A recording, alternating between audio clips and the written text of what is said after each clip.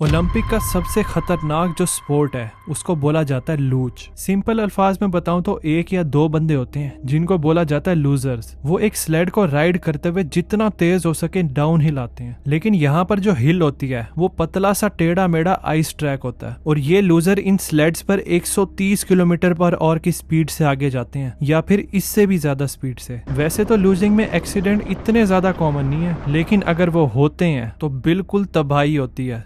1986 में एक loose track build किया जाता है एक स्की हिल पर, जो कि एल्बर्टा कनाडा में थी। अब ये बनाया जाता है 1988 के विंटर ओलंपिक्स के लूज इवेंट के लिए। ये ट्रैक और इसके इर्द गिर्द का जो एरिया होता है उसको बोला जाता है कनाडा ओलंपिक पार्क। फिर जब यहाँ पर ओलंपिक्स हो जाता है तो ये लोग इस पार्क को पब्लिक के लिए खोल देते हैं। तकरीबन 30 साल बाद 29 जनवरी 2016 को 3 टीनेज लड़के होते हैं। जब ये पार्क बंद हो जाता है तो वो छुपके से अंदर घुस जाते हैं। वो पहाड़ी से चढ़कर ऊपर की तरफ जाते हैं। उसके बाद ये बड़ी 6 फुट लंबी ब्लू कलर की फेंस के पास पहुंचते हैं। इस फेंस के ऊपर बड़े बड़े वार्निंग साइंस लगे होते हैं कि पीछे रहो, इससे आगे मत जाओ अनलेस कि आप ऑथोराइज पर्सन हो। और जाहिर सी बात है ये 3 टीनेज लड़के तो ऑथोराइज पर्सन नहीं थे। अब इस ब्लू कलर की 6 फुट लंबी फेंस के अंदर जो चीज थी वो सीढ़ियां होती हैं जो ऊपर की तरफ जा रही होती हैं एक लकड़ी के अजीब से कैबिन की तरफ। और ये कैबिन ही स्टार्टिंग पॉइंट होता है इस लूज ट्रैक का। ये ट्रैक लिटरली इस कैबिन के अंदर से आ रहा होता है, मतलब यहाँ से स्लाइड करके आगे जाते हैं। अब ये जो 3 लड़के थे इनमें से एक लड़के ने यहाँ पर काम भी किया हुआ था इस पार्क में। पिछले विंटर्स में वो यहाँ पर टिकटें बेचता था। ये तीनों एक दूसरे को मुस्कुरा कर देखते हैं, अपनी प्लास्टिक की स्लेजेस को फेंस की दूसरी तरफ फेंकते हैं। इसके बाद फेंस को चढ़कर खुद दूसरी तरफ आ जाते हैं, मतलब अंदर वाली साइड पर। उसके बाद ये अपनी स्लेजेस उठाते हैं, सीढ़ियों से होते हुए ऊपर उस स्टार्टिंग हाउस पर जाते हैं। फिर स्टार्टिंग हाउस में ये अरेंज हो जाते हैं कि पहले कौन जाएगा, फिर दूसरे पे कौन जाएगा और फिर तीसरे पे कौन जाएगा। ये हेलमेट भी लाए हुए थे तो ये सारे अपने हेलमेट पहन लेते हैं। साथ ही ये हेडलैम्प्स भी लाए हुए थे, मतलब सर पे बांधने वाली टॉर्चेस होती हैं, उसको बांध देते हैं क्योंकि यहाँ पर लाइटें ऑफ थी। इसके बाद ये एक एक करके इस लूज ट्रैक पर नीचे जाना शुरू कर देते हैं, लेकिन हैरानी के तौर पर ये इतनी ज्यादा तेज नहीं जाते नीचे। जैसे ये नीचे जाते हैं तो एक पॉइंट पर ये लिटरली रुक ही जाते हैं। इनको अपने पाँव की मदद से रगड़ना पड़ता है आगे नीचे मजीद जाने के लिए। इसकी वजह ये होती है इनके पास चीप प्लास्टिक की स्लेजेस होती हैं जो कि इस तरह के लूज कोर्सेज के लिए नहीं बनी थी। यहाँ पर इस्तेमाल होती है एक ऐसी स्लेज जिसके साइडों पर ब्लेड्स लगी होती हैं और इन ब्लेड्स की वजह से बंदा फुल स्पीड में जा सकता है। फिर ये तीनों लड़के जब इवेंचुअली बहुत ही आराम से इस लूज ट्रैक के बिल्कुल एंड पर पहुंचते हैं तो ये बड़ा डिसअपॉइंट होते हैं। फिर ये करते हैं अच्छा चलो ऐसे करते हैं, हम तीनों ना एक ही स्लेड पर बैठते हैं और फिर उससे नीचे आते हैं। शायद ज्यादा वेट की वजह से हम तेज तेज जाएं। तो ये वापस चलते हुए उस स्टार्टिंग हाउस पर जाते हैं। फिर ये तीनों एक ही स्लेड पर बैठते हैं और इस ट्रैक से नीचे आते हैं। इस बार तो ये बहुत ही स्पीड से नीचे जाते हैं, बीच में ये रुकते भी नहीं है और बिल्कुल एंड पर पहुंच जाते हैं ट्रैक के। इनको बड़ा मजा आता है, ये फुली पंप्ड हो जाते हैं। इसके बाद जब ये काफी दफा दोबारा कर लेते हैं ये डिसाइड करते हैं अच्छा चलो बस करते हैं, कहीं हम पकड़े ना जाएं। तो ये दोबारा से उस ब्लू फेंस के ऊपर से चढ़ के दूसरी तरफ जाते हैं और इस पार से छुपके से निकल जाते हैं बगैर पकड़े गए। फिर अगले हफ्ते यही 3 दोस्त अपने 5 और दोस्तों को इकट्ठा कर लेते हैं। वो इस कनाडा ओलंपिक पार्क में वापस आते हैं रात के टाइम जब ये बंद होता है। तो ये 3 लड़के जो पहले यहाँ पर आए थे वो बाकी सबको ऊपर पहाड़ी पर लेकर जाते हैं। फिर उस ब्लू फेंस के पास पहुंचते हैं, वही जो स्टार्टिंग हाउस के इर्द गिर्द होती है। फिर एक एक करके ये फेंस को चढ़कर क्रॉस करते हैं। फिर ये सारे सीढ़ियां चढ़कर उस स्टार्टिंग हाउस में आ जाते हैं। फिर जब ये उसके अंदर होते हैं तो ये सोच रहे होते हैं कि कौन कौन किस किस स्लेज में जाएगा, क्योंकि इनके पास 3 स्लेज होती हैं और ये बंदे 8 होते हैं। तो ये डिसाइड करते हैं पहली स्लेज में 3 लड़के जाएंगे, दूसरी स्लेज में भी 3 लड़के जाएंगे और तीसरी स्लेज में बाकी के 2 लड़के जाएंगे। अब क्योंकि पिछली दफा ये जो 3 लड़के आए थे इनका ट्रिप जो इस लूज ट्रैक पर होता है नीचे की तरफ जाने का वो बड़ा सक्सेसफुल होता है। इस बार ये ग्रुप डिसाइड करता है कि हमें हेलमेट की जरूरत ही नहीं है क्योंकि ये तो काफी सेफ है।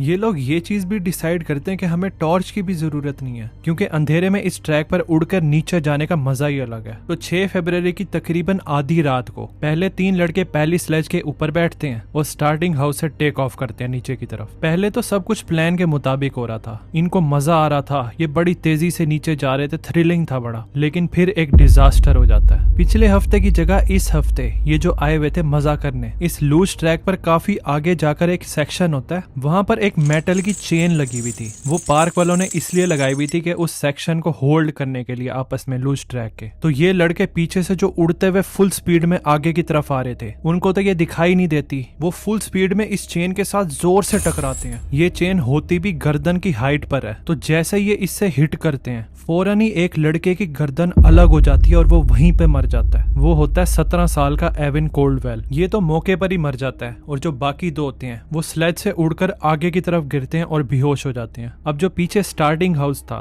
वहां पर बाकी लड़कों को तो नहीं पता था कि यहाँ पर इनके साथ ये सब हो गया, क्योंकि ना सिर्फ उनको यहाँ पर कुछ दिखाई दे रहा था, साथ ही जो पहली स्लेज पर लड़के थे वो कोई आवाज ही नहीं निकाल रहे थे क्योंकि वो बेहोश होते हैं और मरे हुए होते हैं। तो एक पॉइंट के बाद दूसरा ग्रुप जो होता है लड़कों का वो सोचता है अब हमने काफी देर इंतजार तो कर लिया है, अब तक पहला ग्रुप नीचे पहुंच गया होगा और रास्ता क्लियर होगा। फिर दूसरा ग्रुप अपनी स्लेज में लोड होता है और ये टेक ऑफ कर देते हैं। तो ये भी उड़ते हुए नीचे जा रहे होते हैं, इनको मजा आ रहा होता है। फिर पहली स्लेज की तरह जैसे ये कॉर्नर से मुड़ते हैं ये भी उस चेन से टकराते हैं, लेकिन यहाँ पर इनकी किस्मत काफी अच्छी होती है क्योंकि ये इस चेन के साथ इस अंदाज में टकराते हैं कि ये चेन के नीचे से स्लिप हो जाते हैं। उड़कर तो ये भी गिरते हैं स्लेज से और आगे ट्रैक पर टकराते हैं, लेकिन जो सबसे वर्स्ट इंजरी होती है इस सेकंड स्लेज वालों की वो होती है सिर्फ एक टूटा हुआ एंकल। तो ये ग्रुप खड़ा होता है, ये बिल्कुल हिला हुआ होता है, इधर अंधेरा होता है, इनको कुछ समझ नहीं आती कि हम किस चीज से टकराए हैं। इससे पहले कि ये लोग थोड़ा होश में आते कि यहाँ पर हो क्या रहा है और तीसरे ग्रुप को चीख कर वॉर्न करते कि भाई ना आओ यहाँ पर, तब तक बहुत देर हो चुकी थी। यहाँ पर लड़के सिर्फ यही कर सकते थे कि वो रास्ते से हट सकते थे। जैसे उस तीसरी और फाइनल स्लेज में आखिरी दो लड़के उड़ते हुए आ रहे थे और वो भी फुल स्पीड में आकर इस चेन से टकराते हैं। इस आखिरी स्लेज में जो दो लड़के थे उनमें से एक था 17 साल का जॉर्डन कॉलवेल। इसका भी बदकिस्मती से इस चेन की वजह से सर अलग हो जाता है और ये मौके पे मर जाता है। और एक्चुअल में ये ट्विन भाई होता है एवन कॉलवेल का, वही लड़का जो पहली स्लेज में भी मर गया था। तीसरी स्लेज में जो दूसरा लड़का होता है वो भी उड़कर आगे की तरफ गिरता है और इसको भी बड़ी गंदी चोटें आती हैं। इस क्रैश में जो एक सर्वाइवर होता है जो पहली स्लेज में होता है उसका नाम केलब होता है। ये जब उड़कर गिरा था तो ये बेहोश हो गया था। जब ये होश में आता है तो ये ट्रैक के उस सेक्शन में होता है जो कपड़े से कवर हुआ था। पहले तो इसको ना कुछ दिखाई दे रहा होता है ना कुछ सुनाई दे रहा होता है, लेकिन इसको फील हो रहा होता है जैसे इसके गले में कुछ फंसा हुआ है, जिसकी वजह से इसको बड़ी मुश्किल हो रही होती है सांस लेने में, जो कि जाहिर सी बात है उस चेन की वजह से था क्योंकि इसके जो हलक वाला हिस्सा था शायद वो चेन से टकराया था। तो जैसे इसको सांस लेने में मुश्किल हो रही थी, जब ये आहिस्ता आहिस्ता होश में आने लगता है और इसको पता चलता है इसके इर्द गिर्द क्या हो रहा है। ये लेटा हुआ होता है, ये नोटिस करता है एक लड़का जो सेकंड स्लेज में होता है वो घुटने टेक कर इसके पास बैठा हुआ है। ये वो एक लड़का होता है जिसको ज्यादा चोटें नहीं आई हुई होती। उसका हाथ केलब के कंधे पर होता है और वो दुआएं मांग रहा होता है केलब के बचने की।